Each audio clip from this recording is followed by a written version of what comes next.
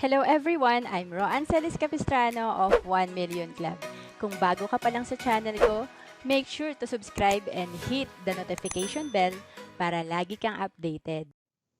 So una po, favorite ko po to yung X-curve concept. Dalawang line lang po yung tatandaan natin.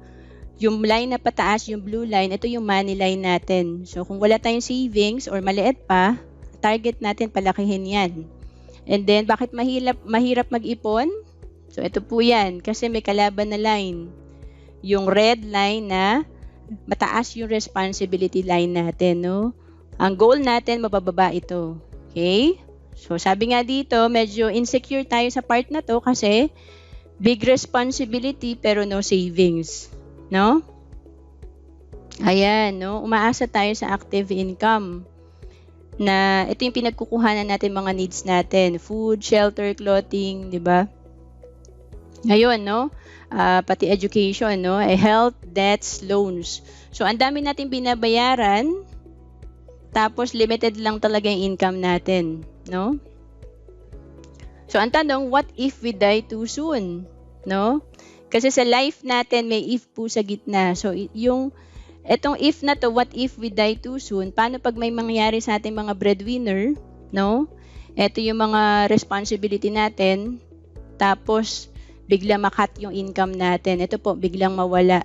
Kasi temporary income lang po ito.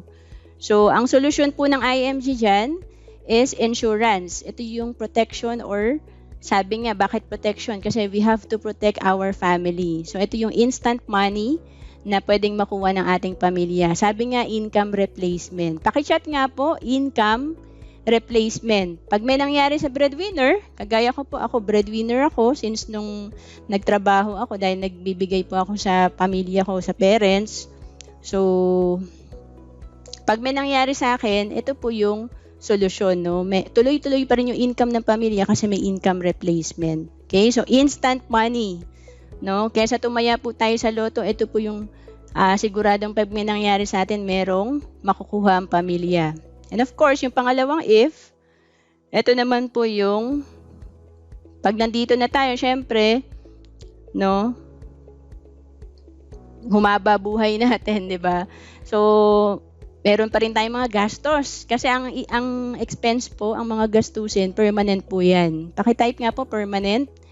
Yung permanent, syempre, kung permanente yan, paano pagka temporary lang ang income? So, ginagawa po nating permanent din ang income natin. So, kasi, if we live too long, no, ang haba ng buhay natin, no, like, kung 50 ka ngayon or 60 ka nag-retire, pwede ka pa mabuhay ng 80 eh.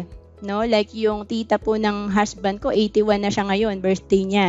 No? So imagine mo yun, no? Nag-stop ka magtrabaho ng 60, 21 years ka pang nabuhay. No? So if we live too long, ang solusyon naman po natin dyan is you have to protect yourself.